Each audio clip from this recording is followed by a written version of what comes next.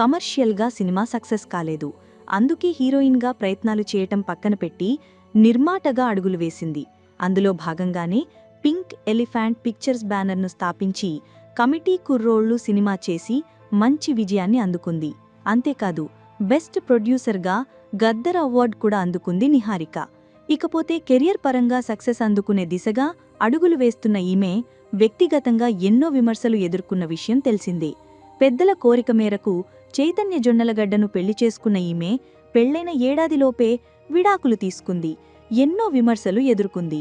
అయితే ఇప్పటి వరకు విడాకులపై స్పందించలేదు. కానీ తొలిసారి విడాకులపై మాట్లాడి అందరినీ ఆశ్చర్యపరిచింది.